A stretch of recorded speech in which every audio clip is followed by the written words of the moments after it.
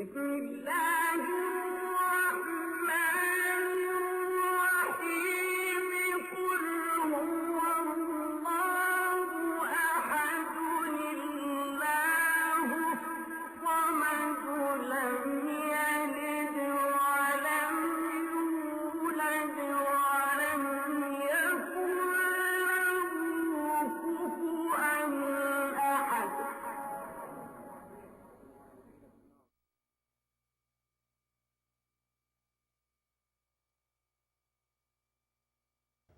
Welcome to Islamic Civilization.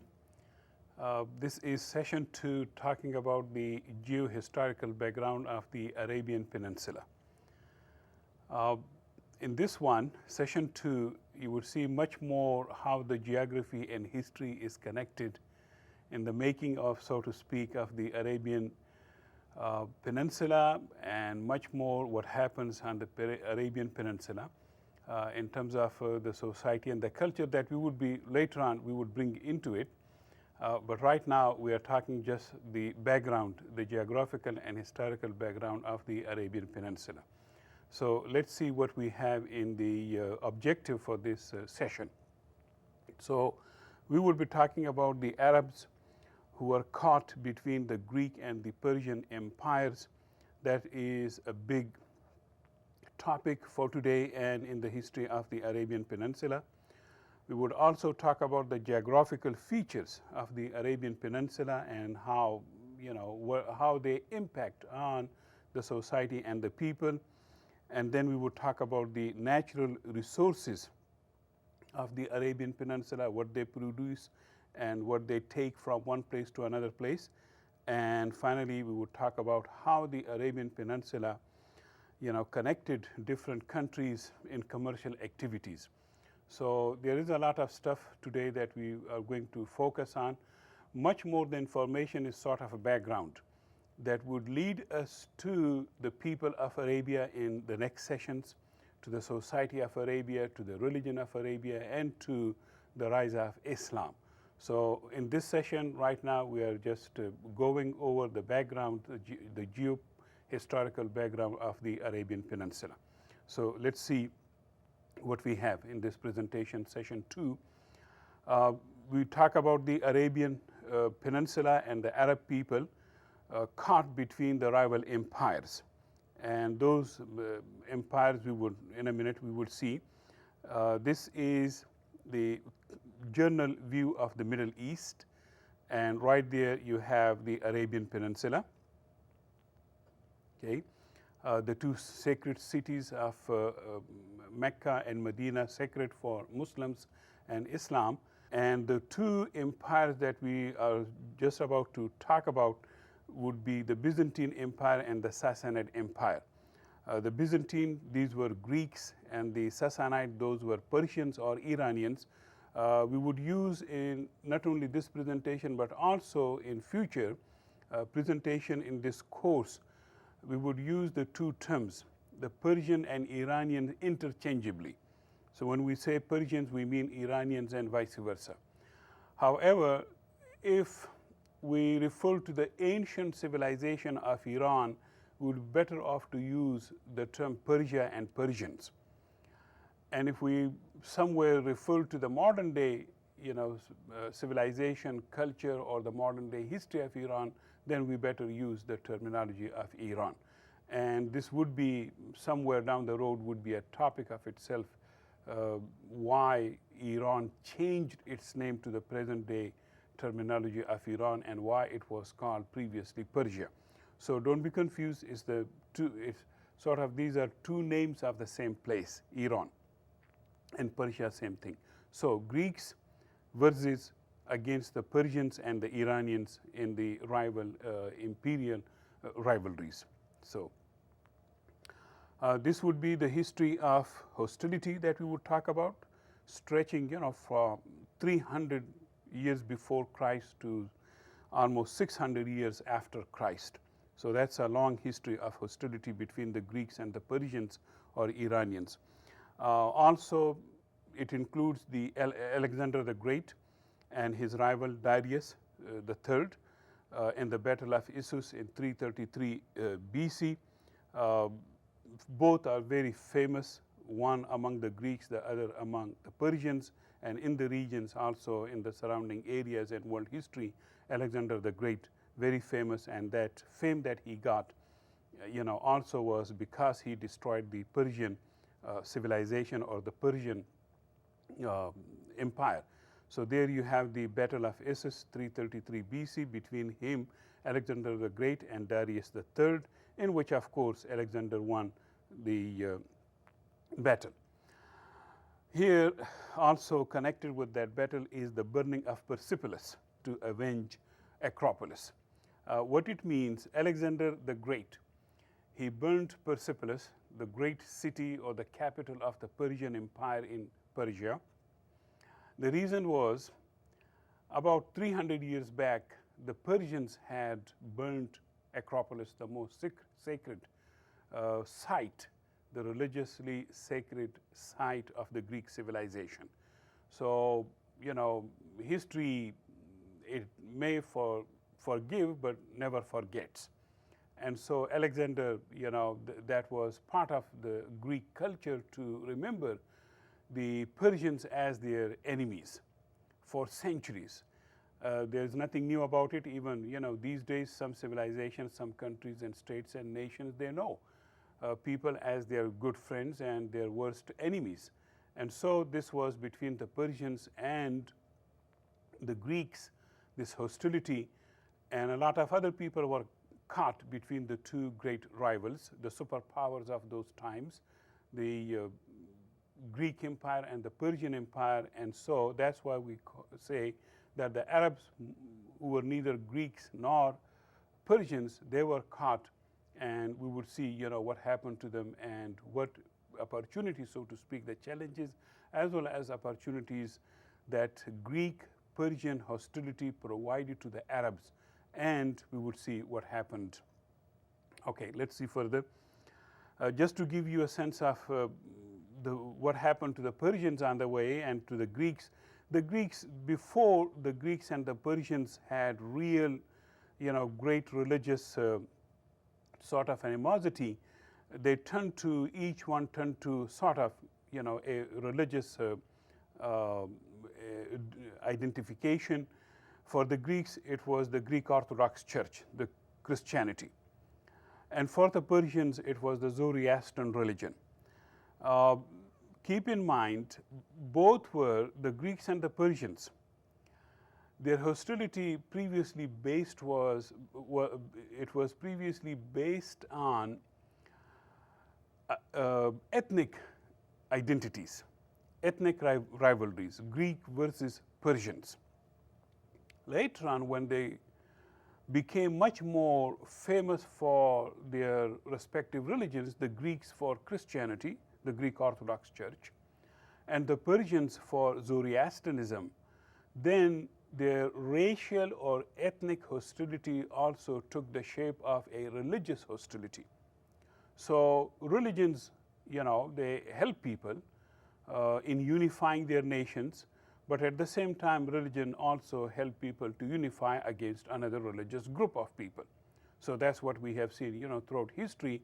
And this is one of those, situations in history in which two rivals who hated before each other, hated before for maybe imperial purposes, for, ethnic or identification, and now they hate each other for religious reasons. So religion comes to play itself in a very, negative way, and that is what you see between the Greeks and the Persians.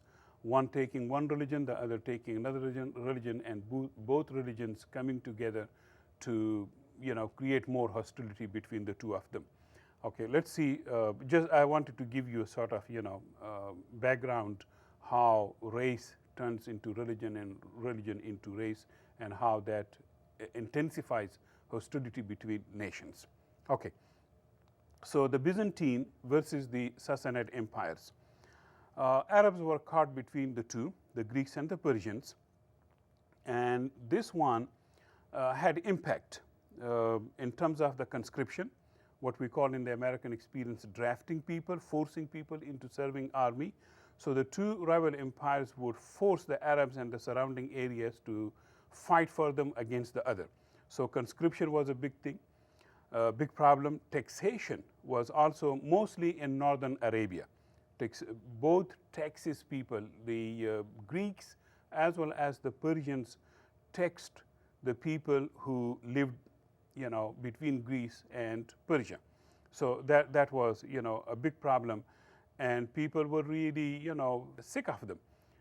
Nobody wants to fight, for somebody else. Nobody wants to give taxes, their money, or their crops, or their products to other people.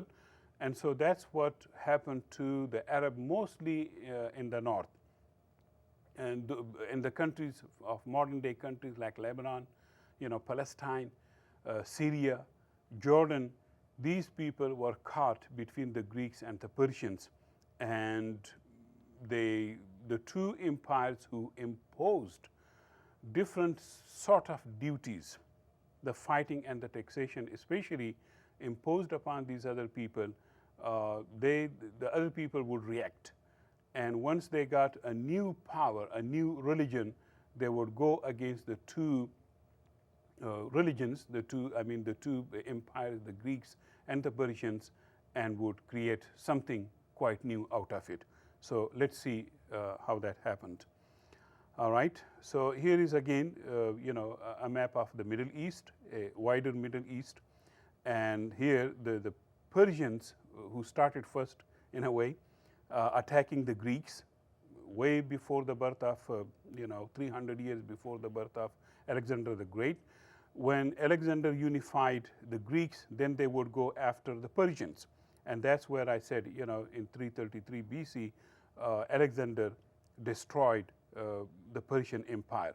Then about 600 years later, you would see the rise of the Arabs, unified by a new religion, Islam.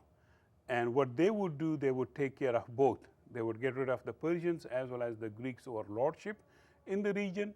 And in between the two, you would see that most of the imperial possessions of the Greeks and the Persians would be liberated by the Arab Muslims under Islam now, this time. So you have the rise of a new religion, Islam, and new group of people, the Arabs, they would emerge, on a bigger scale of the world, especially in the area of Mediterranean, somewhere between the Greece and modern day Iran, Persia, and even beyond that, which we would say later. But what I'm saying right now here, that you would see the rise of the Arabs unified by a religion, Islam, which would give them power and strength to get rid of the two great empires. And you would see people would be happy with that type of a new happening. And they would become the masters. Those people who are caught between the two rival empires, they would become the masters of their own land, the master of their own destinies. And that does not mean that fighting would stop. It never stops, or hatred among people would stop. It never. So things would go on, but you would see the rise of a new empire, the rise of a new civilization, which for a long time would provide peace, prosperity in the region. And at the same time, let's not deny the fact there would be other hostilities and other fightings in the region. Let's see. Just because the Greeks and the Persians were fighting, that does not mean that there were other people who were not fighting. Oh yes, the Hunnish invasion, the Mongol invasions, a group of people whom we know in history as the Huns in Europe, and back home in Mongolia they were known, or East Asia, they were known as the Xiongnu people, and their great leader Attila, 453 after Christ. Attila the Hun, he also invaded these regions west of Persia, east of Greece, and even Eastern Europe. So this also disturbed a lot of trade and business in the region. So just the Greeks and the Persians were not the only one. There were also the Mongols who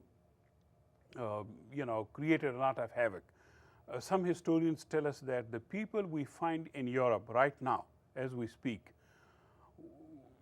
where they have now settled, that settlement was sort of a forced settlement of European people because they were running away from the Huns. These were, terrible type of invasion that came from the east, out of Mongolia, a group of Mongol people especially, the Huns. And so they disturbed a lot of and dislocated a lot of people. So that dislocation stopped when the Mongol invasions, the Huns invasions upon Europe stopped. So wherever people, found themselves, that they made their home, and that is what we have now present, population of Europe, wherever they are in the present day Europe. So Huns create a lot of dislocation among European people. It destroyed, not only just people, but also lands and properties, but created at the same time new opportunities for new people to rise. Okay, let's see further. These wars, whether Greeks or Persians or Mongols, disrupted the Silk Road that was there, for centuries, and people doing business that ran from almost ran from Beijing and Xi'an to Rome, and connected, people, commerce, trade, and business that would go from east, from China to west to Greece and Rome. This Silk Road, because of these different invasion, got disrupted. It was usually the east-west Silk Road. And now what happened was, because of this war, the disruption, people found other roads and routes, and those were now the north and south roads, new roads, through especially the Red Sea and the Persian Gulf. So the land routes were changed to the sea routes, and there you see them coming from north to south, from the eastern Mediterranean through the Red Sea to the Persian Gulf to the Arabian Sea, and then to further east to India. That was an amazing thing to happen, because it forced people to go ocean, or oceanic, so to speak. It led to the rise of much more activity over ocean, much more the use of ocean, not just only locally but internationally. Think about Greeks who could go to Persia on the back of a horse, fight, and do whatever they wanted to do in between. Now they would become great shipbuilders, not just only to cruise in the eastern Mediterranean, but also go to the Red Sea, to the Persian Sea, and even beyond. Or the people who lived on the Red Sea, on the two coasts of the Red Sea, and on both sides of the Persian Ocean, think about them now building ships. And these ships, again, as I said, not for just local, cruising, but also going for international trade. So right here, what you see is close to about 300 years after Christ, you would see the shipbuilding industry, and the use of the ships would become more and more in use. It does not mean that the horse would not be used, or land routes, if they were safe, they would not be used. They would definitely be used. But at the same time, you would see the rise of the sea in trade and business, and people moving their commodities from one place to another place. And this would continue for thousands and thousands more years till you see the rise of the West, the rise of Europe. And that Europe again would be a very vibrant, very energetic Europe, all on the sea and on the ship. And what that Europe would do, it would bring almost an entire world under their control. Small places like England, an island basically, would control huge big places like India, Australia, Egypt, all by ships. Similarly, the Portuguese, small number of people, very small country, would control by the ship a huge big place like Brazil. This would do the Spanish people also, control places and people around the world, especially in South Central America, all by ships, through ships. So the rise of the sea and the rise of the ship, so to speak, this is the beginning that I'm talking about, and that beginning would start from the Eastern Mediterranean area and then would go to the Western Mediterranean area, and the power that you would see. Okay, let's see further. Now, right here, I could throw in a reaction report, and all that you need to do is to write about the great rival empires of the Byzantine and the Sassanid, and the fighting that they had been, doing for about 600 years before the rise of Islam, as we noticed.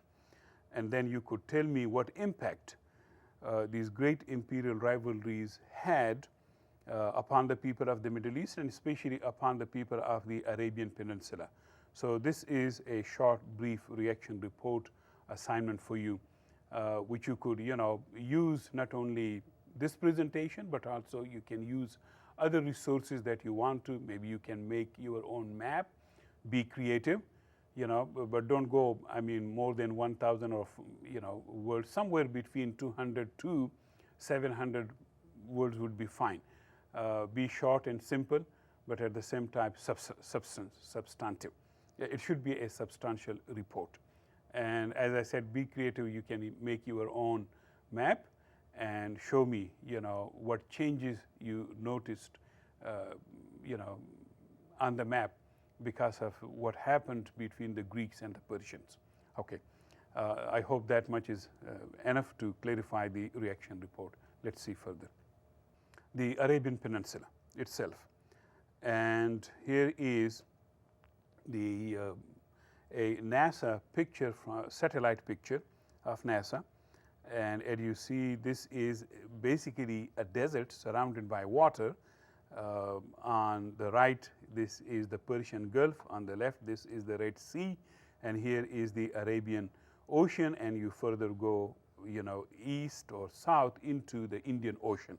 So that's the basically a complete desert. Okay, but at the same time, what this desert has is amazing. Although, like all deserts, the Arabian Desert also has, less water, rather no water, and less people. So definitely, there's not going to be any problem of big population anytime in the Arabian Desert or Arabian Peninsula. Boy, you can watch, this desert forever. The way it moves, the way it, behaves. And so here, we're going to talk about the desert dwellers, but here you have, Prince Charles in the Rab'ul Khali, or the empty quarter in the south of the Arabian Peninsula in 1994, and he just loved to be there and watching the desert. And I think just as you hear in Hawaii, you go to the ocean and sit and watch the waves, and you can do that for the whole day. At least that's what, sometimes I feel like, to calm myself down. I go just there and watch the waves. It has a lot of good impact on you. Similarly, in the desert, if you can stand the heat, it does that thing too. You watch the desert and the way it changes its shape, in minutes and maybe an hour. You would see one desert mountain change into another desert mountain. So people love to watch the desert. And so let's see further. We have quite some few images. The sand dunes, a major feature of a desert, the sand dunes. And here is the making of a sand dune for you. And just like here we have leeward and windward, there it goes towards leeward. And here goes, the entire sand dune. Yeah.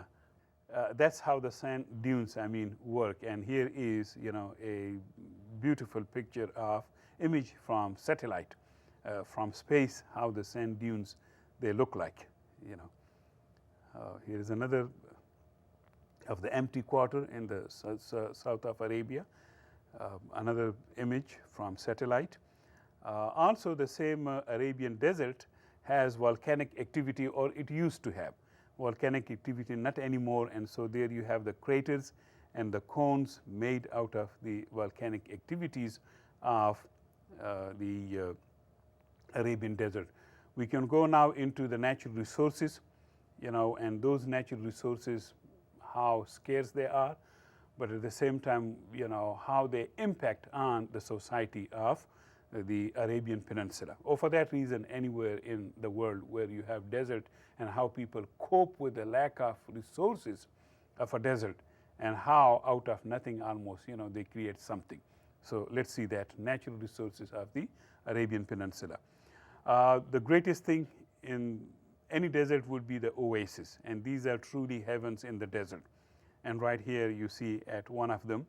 And though we are maybe in the middle of the desert, but there are some shrubs, some trees, some greenery in the middle of the desert, and that's how every desert almost has it.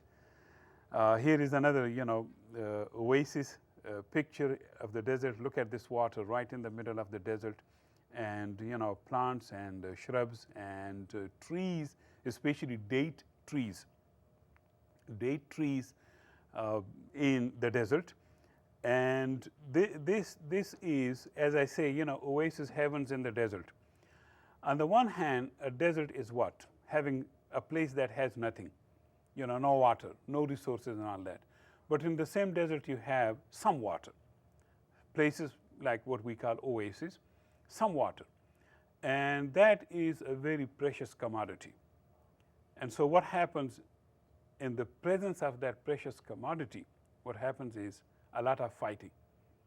So if you had a source of water, scarce as it is, but still you have water, and so you have to make sure that nobody comes and kicks you out of that place and grabs your water, because that's your life. Without water you are nothing in the desert. And that's how the desert water has led to these generation-long feuds among different tribes who wanted to control that water. So amazingly and very ironically, even today in the 21st century, water is very scarce. And some people, they tell us that the future wars are going to be much more over water. Not in all places, but in some places, the future wars. And Middle East seems to be one of those places where even today oil is cheaper than water in the Middle East, because they produce, not every country in the Middle East, but those who do, the members of the OPEC, the oil producing countries, oil is cheaper than water. So water is more expensive, and that is why wherever you have that water, you need to conserve. Speaking of water and the religion of Islam that started from the Middle East, it led to some Islamic sort of recommendations, and even Islamic ways how to conserve water, how to not to waste water. So there are things in Islam that requires people not to waste water, because that is a very precious commodity. And heaven or paradise in Islam is also sort of imagined a place of rivers, and rivers with water, and even rivers of milk and honey and a lot of greenery, a beautiful place, naturally beautiful place. So of course, naturally beautiful place would be a place full of trees, flowers and fruits and all that. And so that is what in the desert that you don't have, you will have it in the heaven. And so these oases are right here, right now, heavens in the desert. So you make sure you have a good control over them, you make sure you have a good use of them and conserve them for future generations. But unfortunately, as anywhere in the world, people fight over scarce commodities, and that's how it has also happened in the history of Arabia. Before Islam and even after Islam, people have been fighting over the scarce resources of Arabia. Let's see further. All right. As I said, water is worth the blood, and unfortunately, that is, has been in history the case. So what you have is these feuds fighting for generations would go over because of the water resources. Here is another satellite picture, the Azraq oasis, and these wheels in the Arabian desert that stretched up further north to Jordan, and nobody knows who made them, but definitely not the UFOs, human beings made them. And so this is just like if you have seen the Nazca lines in South Central America. These lines and these images, you can see them only from above. When you are on the ground, you cannot see them. It's just amazing. And how they could build these beautiful images and lines that would go for miles and miles. And these are, huge, big wheels, How they could control the system, how they would, it's still a mystery. And not many people, knew about them. It was only at the end of the 20th century that aviation was, there. And only the pilots, they could see them from above. When they would come down, nobody could see them. And some pilots were, they became frustrated when they tell these stories. And people would go there in the desert and would not find anything. So that's how, that is how these now with the satellite images, they can be found in different places in the desert. Here on the ground, you don't see anything. This is just like the desert, and you don't see anything. And that's how the Azraq oasis wheels they work. So maybe I encourage you to go online and find something about them. Okay, moving further, we're talking about the natural resources of the Arabian Peninsula. Camel herding is a very popular and very beneficial and very productive and commercial business in the region, especially in the desert. So taming the desert on the back of the camel. That's how I titled it, and that's the only way to deal with the desert. To the long distances of the desert, how to cover them. Camel is a natural born, animal and resource for taming the natural resources of the desert. Speaking of camels, I encourage you to go online and find the difference between the Arabian camel of the Arabian desert and other type of camels, especially the Bactrian camel from Bactria, which is the modern day place of Afghanistan, and see the difference between the two camels in sizes and their structures.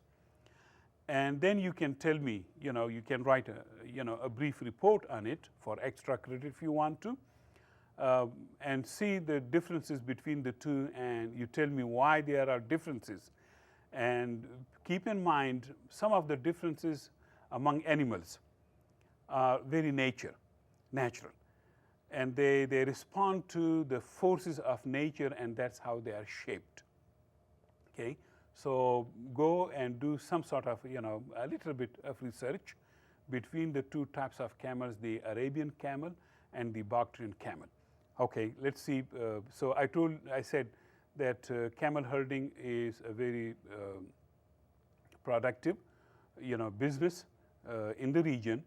And why the camel? Again, that's the only way to control the desert on the back of the camel. And let's see, what a camel can do for you when you live in the desert. Here's a camel feeding her baby. So definitely you can use a camel for milk. I don't know if you had, the luxury of having it. It's very thick, by the way. Camel can also provide you your meal.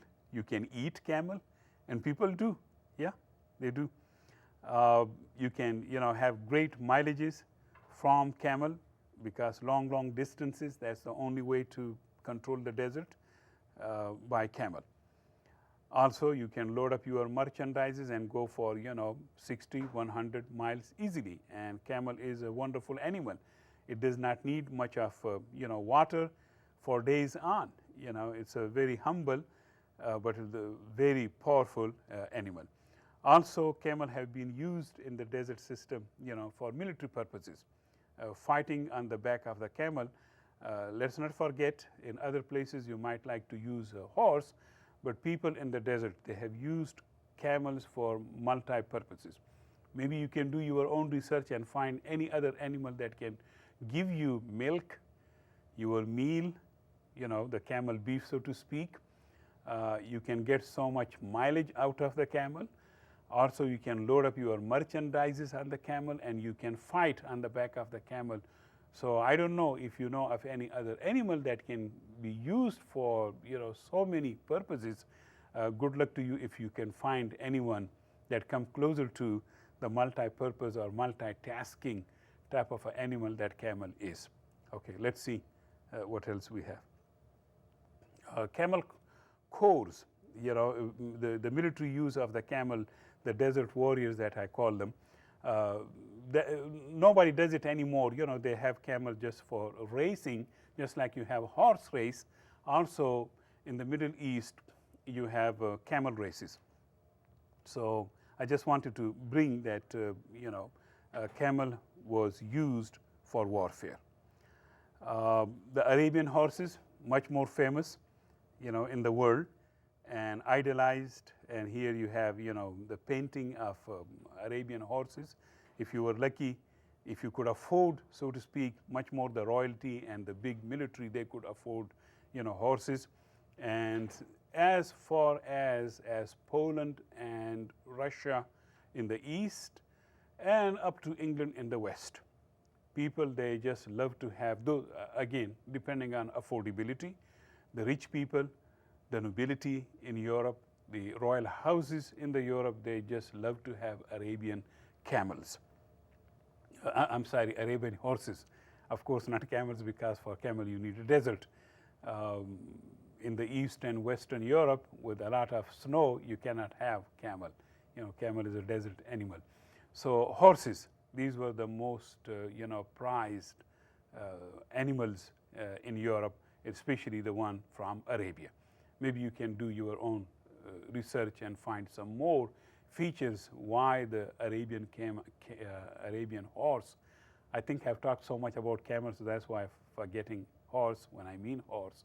So you can find out on your own why the Arabian horse became such a famous, item in warfare, and just to have it, for fun in your stable. By the way, the word stable is also Arabic, astabal, as it's called in Arabic. So it is from, not just only the Arabian horse, but also where you keep the horse. Stable is also, etymologically speaking, is Arabic, astabal. Okay, let's see what else. Trade and commerce, whether on the back of camel or horse, that is another major feature of the Arabian Peninsula, trade and commerce. Although Arabia did not produce much, but at the same time it traded a lot of stuff, took one commodity from one place to another place. So the Arabia, Red Sea, and the Persian Gulf, it connected east and west, mostly Eastern Mediterranean area, and the Persian and the Indian markets. Also, because the Middle East is called Middle East, it is, truly and literally between Europe and Asia. So that's why it was the middleman. Arab was the middleman, and his Arabia was the Middle East, between the East and West.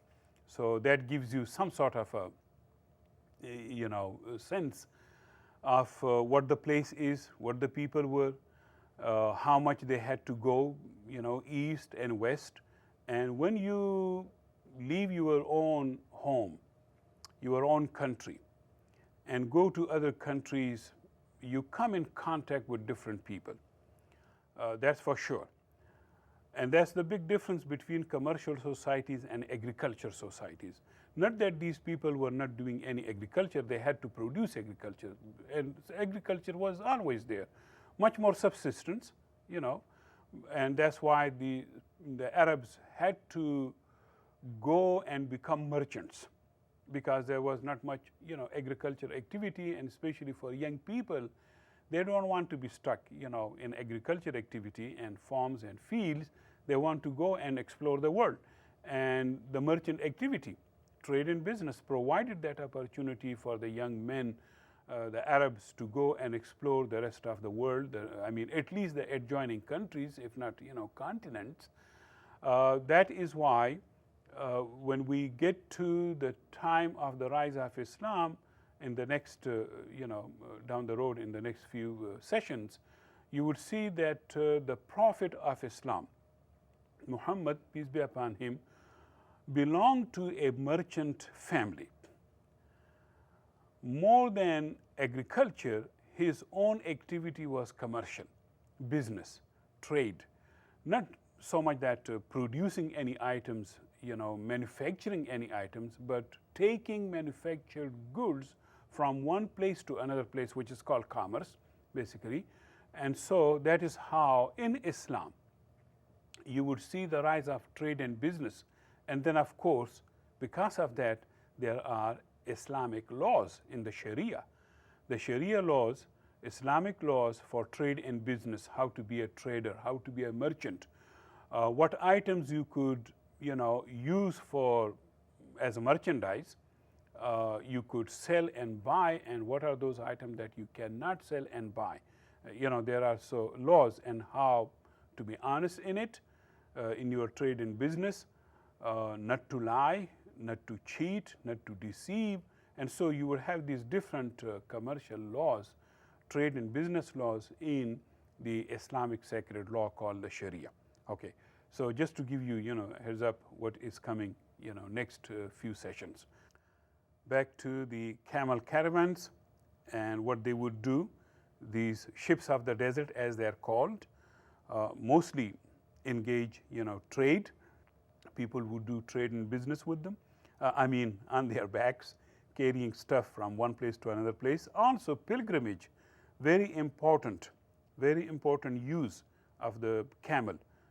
Pilgrimage, people coming from long distances to Mecca, especially even before the rise of Islam. Mecca was a sacred place among the Arabs and in the region, and people would come. So here the use of the camel again. And that led to the rise of caravanserais. The word is very much Arabic and Persian and entered into English. Caravanserais, and these were for camels and commerce.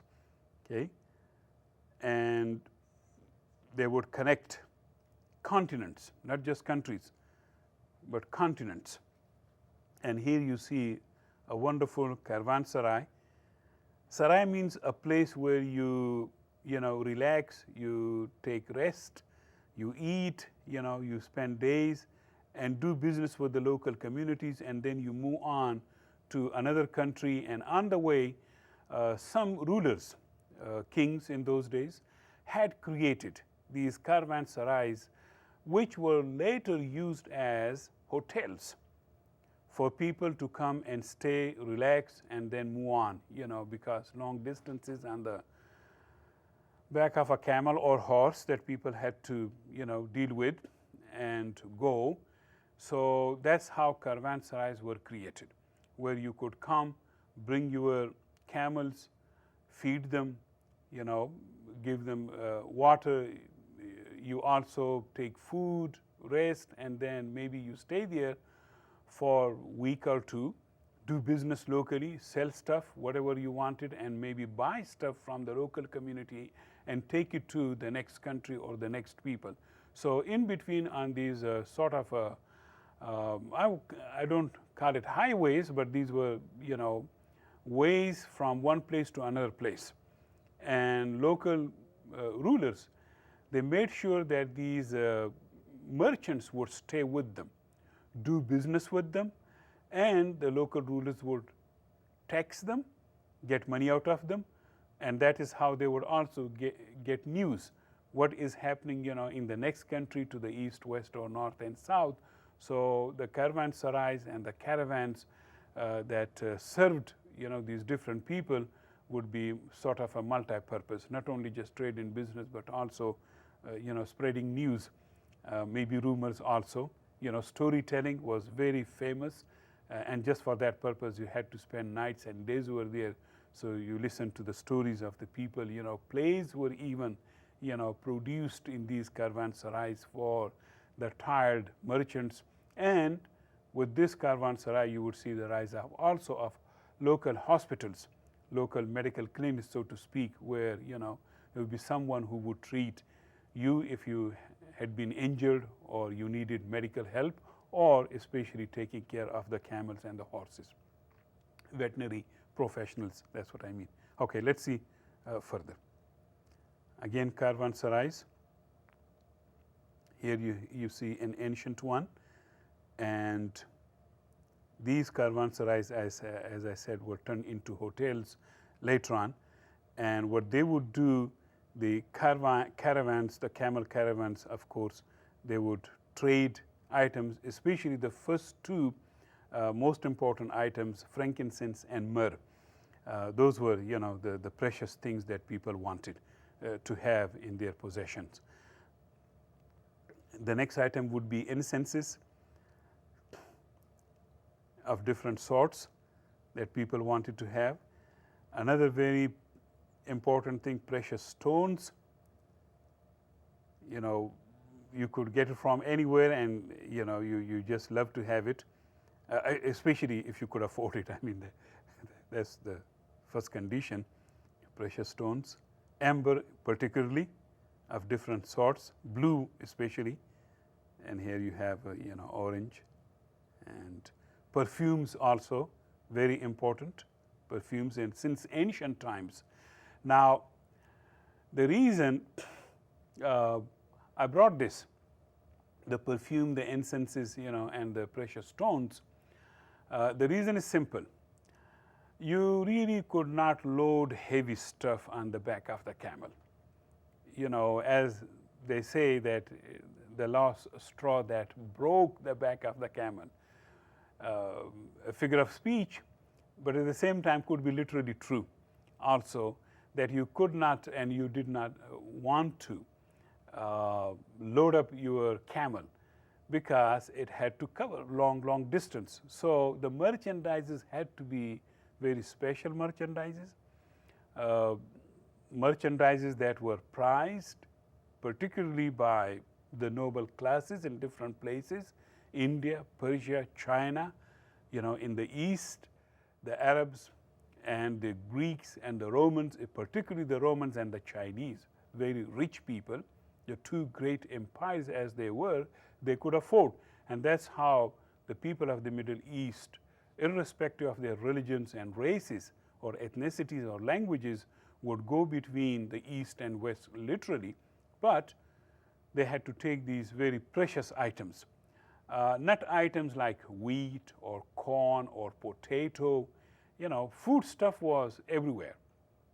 But these were luxury items, and that were not too heavy. And so that's how you saw in this presentation, the perfume were very important since ancient times that you see here, the ancient Egyptian ways, how they were making perfumes, mostly out of flowers. Flower was used and still used, for the basic ingredient for perfume making.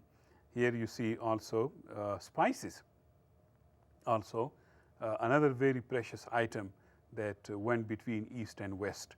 And so what you have here, these merchandises that, again, I said they had to be light because you cannot take long distances, heavy items. Okay, so here comes, another reaction report for you. Write a note on the Arabian Peninsula highlighting the geographical features, natural resources, or the lack thereof, and also comment on its role in creating commercial connection between surrounding countries.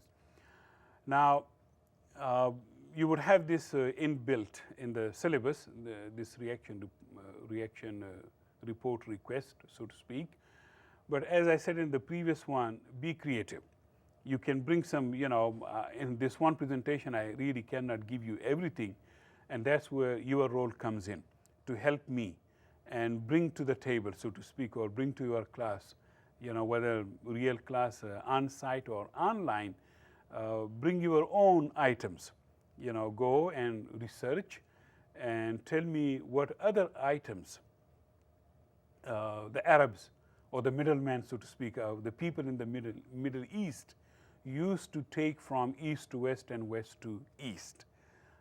There are studies, of what items went from China and India and Persia to the Mediterranean world of the Greeks and the Romans, and what the Greeks and the Romans had to give to the people of the East. There are these, popular studies that mostly commodities came from the West. Commodities came from the East to the West. Why? For one reason, East was very productive. All major rivers in the region are in the East. The West, especially Greece and Rome, Greece and Italy, and with the exception of the Danube River, that is west of Italy, with the exception of that one river, you really don't have a lot of water resources in Western Europe. Most of the time it used to be frozen, at the best of the time I would say, frozen. So there was not much of agriculture commodities, and you don't, or natural resources, so to speak, at that time even, So that's why commodities could not go from west to east. It always went from east to west, from China, India, and Persia to Greece and Rome. However, ideologies went from west to east. Ideologies of Greek ideologies, especially Greek philosophy, Roman ideology of the governance, political ideologies, these were very popular in those places that needed these ideologies. So ideologies would go from west to east, and commodities would go from east to west. I think I got that right. Commodities would go from east to west, and ideologies would go from west to east. And if I got it wrong, you can correct me, and that's where your role comes in this presentation. Again, I'm going to ask you to do your reaction report, but in the reaction report, try to be creative. Of course, you address the question that is there in the presentation or in the reaction report, but at the same time try to be creative and bring something new, that is missing in this presentation. And there are a lot of stuff I know is missing in the presentation. 50 minutes or 60 minutes I cannot give you everything about the region. So that's where your role is, to talk about the natural resources, the commerce and the trade, and what it did to the people, and how it would impact this trade and business and going from one place to another place, how this would impact would have an impact on the people of the Middle East. So let's go further. I think we are just about to finish. And just to recap, the impact, we talked about the impact of the Greek and the Persian rivalries on the Arab people. The Arabian, we talked about the Arabian desert, the oases and the towns, and why they are so important, the oases, especially for the scarce natural resources. We talked about the camels and the caravanserais, and the trade and business that they made possible. Again, stay engaged. That's very important. You have any question or any comment, please go to Laulima, and you are most welcome. If I don't know the answer, hopefully you can provide me the answer, and so that's how in Laulima you go to assignments and do your assignments, especially through the syllabus. Please, I really don't know how to overemphasize the fact that you need to have a good, grasp over the syllabus. If you have any question, any comment, you can always send me a message through Laulima. Do send me an email if the the Laulima system is down, which sometimes it happens. So whether through the email or the message, keep in contact, stay in touch, and stay engaged. Again, I'm just, only one person. You are a class of 30 or 35, people coming from different experiences. You can really make this class very interesting. You can make it very rich by bringing your own personal or ethnic, if you want to, or family, experiences to the class. So I might say things based on my own research, based on my own experience. I've been to, different places. I come from Pakistan, northwestern part of Pakistan, where you have been exposed to, if you are there, you definitely know at least 2 languages in the region. So, but then I've seen again and again in my classes, students have been to places that I could never go there, or they've been to so many places. And so you are, rich in that way. And each one of us, if we contribute, this is what my request is, if we contribute, whatever little we know about the class, about the topic, that would be most welcome. Thank you very much, and see you next time with presentation of session 3. Aloha. بسم الله